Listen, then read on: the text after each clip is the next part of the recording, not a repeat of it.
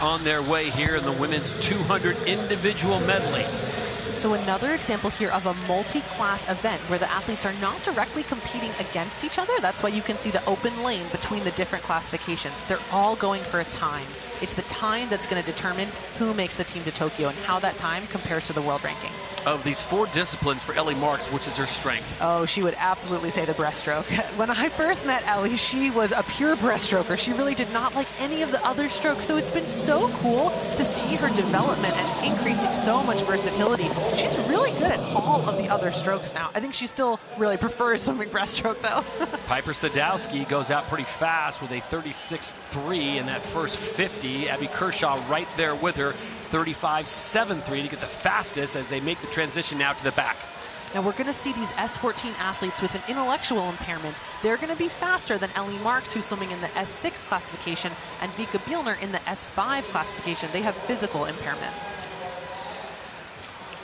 Bottom of your screen right now in the dead center, and that is the athlete from Grand Rapids, Michigan, Piper Sadowski. Abby Kershaw just off to her left, and there you see Ellie Marks, top of your screen. And so smooth here. Look at all these backstrokes. You know, it's important not to really give everything in the backstroke in the IM because you still have 100 meters to go.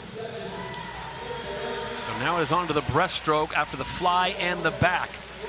Let's see just how much time Ellie Marks is going to make up here in the breaststroke. You can see her doing a technique which is allowed in Paralympic swimming where she's going to do multiple strokes underwater per every breath. Her head just has to break the surface of the water every single time, but she doesn't necessarily have to breathe. So she's going to double in. Yeah, and the reason these athletes do that is because without full power, Ellie Marks is a lower extremity amputee in addition to some other injuries that affect her classification.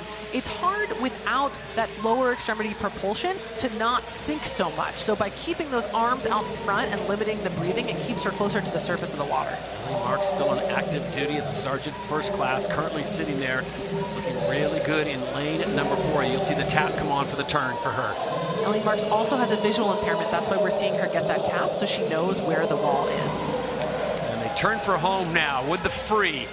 And it continues to be Piper Sadowski in lane number 6, Abby Kershaw in 7, Ellie Marks in 4, and Vika Bielner in lane number 2.